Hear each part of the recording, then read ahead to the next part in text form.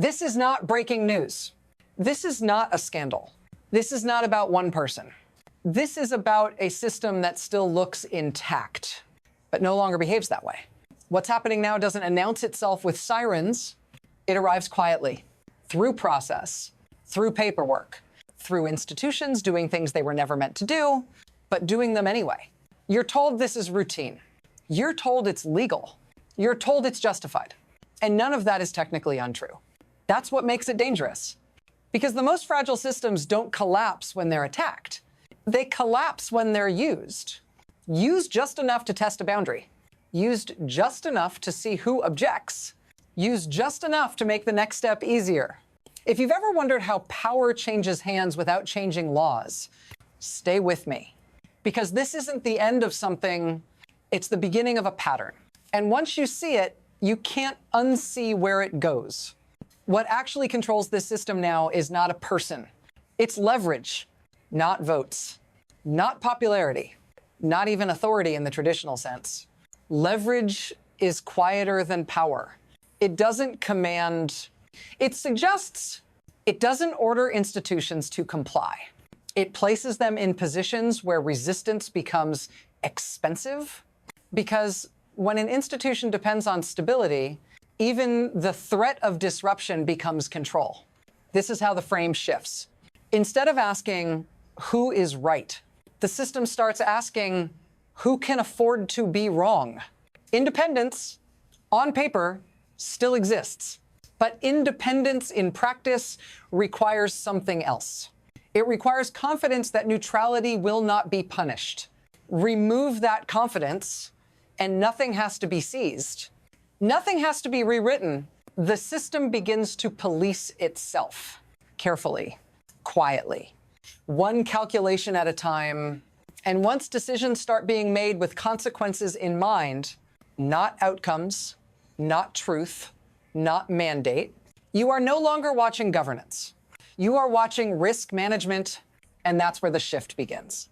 The most important change didn't happen overnight. That's why almost no one noticed. There was a time when pressure on institutions was loud, public, clumsy. You could point to it. Now it's different. Before, interference required confrontation. Now it requires patience. Before, independence meant insulation from politics. Now it means hoping politics looks elsewhere. The shift is subtle, slow enough to feel normal. Oversight becomes investigation. Investigation becomes leverage. Leverage becomes expectation. Nothing illegal has to occur. No rules have to be broken. All that changes is the cost of noncompliance. And once that cost is understood, behavior adjusts. Not because someone is ordered to comply, but because someone imagines what happens if they don't. This is how guardrails erode without being removed. This is how neutrality becomes conditional. This is how institutions learn to anticipate displeasure. And anticipation is powerful, because when people begin acting ahead of pressure, pressure no longer needs to be applied. Which brings us to the moment when this quiet shift stopped being theoretical and became visible. Then came the shock. Not a collapse, a signal. Formal process. Activated, suddenly, publicly. An institution that does not depend on taxpayer money. An institution designed to operate at a distance from political gravity. Pulled into the orbit anyway. On paper, it was about spending, about renovation, about numbers on a balance sheet. That's how these moments always arrive. Wrapped in procedure, framed as responsibility. But context matters, because this didn't happen in isolation. It happened after resistance, after refusal, after a year of pressure that didn't work. So the system tried something else. Not removal, not legislation. Exposure, a reminder that independence does not equal immunity. A reminder that even neutral actors can be made to explain themselves. Again and again, the event itself was small, manageable, technically defensible, which is precisely why it mattered. Because if this can trigger scrutiny, then anything can. And once that lesson lands, every decision after it changes. What happened next is where the mechanism reveals itself. Here is how the system actually works. Pressure does not move downward anymore. It radiates outward. The center doesn't need to control outcomes. It only needs to control uncertainty, because uncertainty forces institutions to calculate risk, and risk changes behavior faster than orders ever could.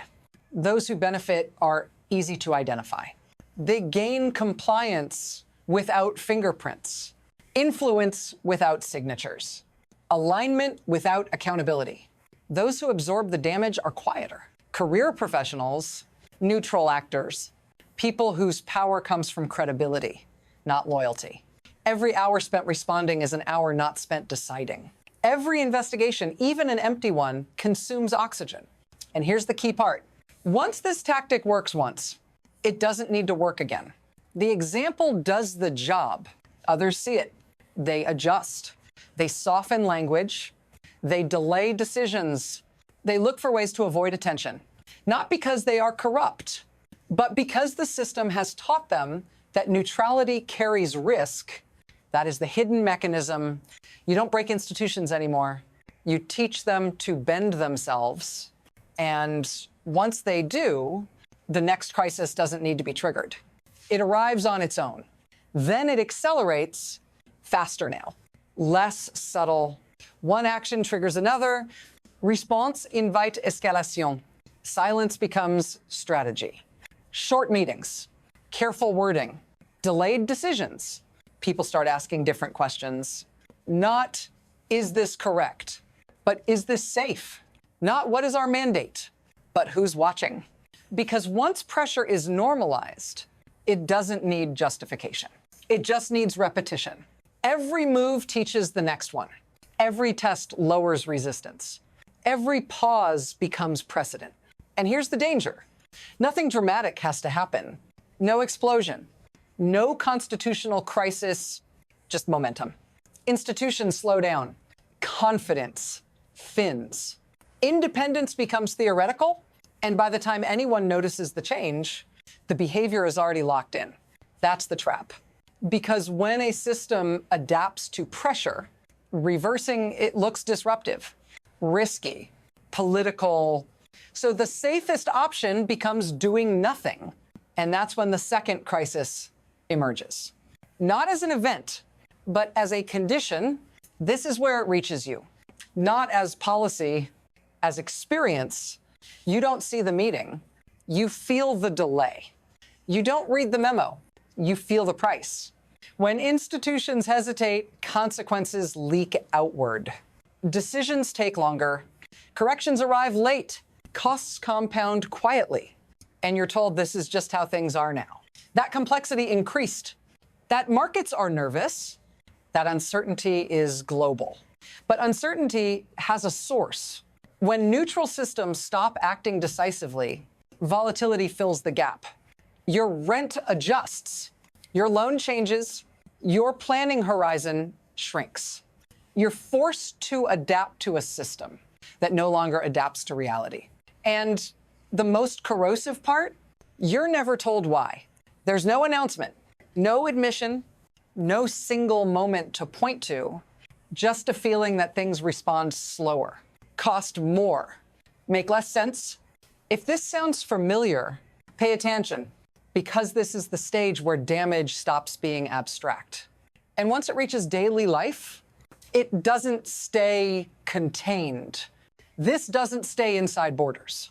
Because systems like this are watched closely, quietly, other governments notice when pressure works without resistance. Markets notice when independence becomes conditional. Allies notice when once stable signals start to wobble. Confidence is contagious. So is doubt. When a central institution hesitates, others recalibrate around it. Currencies adjust, capital reroutes, risk premiums rise without explanation, not because of collapse, but because of uncertainty. And uncertainty is global. What was once assumed to be fixed becomes negotiable. What was once neutral becomes contextual. And once that perception spreads, no statement can fully reverse it. because trust, once priced in, is expensive to buy back. The danger isn't retaliation, it's imitation. When one system proves that pressure works, others test it too. In different forms, different places, same logic. Which means this is no longer about one country or one institution. It's about whether neutrality can survive in a world that has learned how fragile it is. And that brings us to what comes next. Not as prediction, but as trajectory. From here, there are only three paths. The first is adjustment. Institutions adapt. They learn how to function under pressure.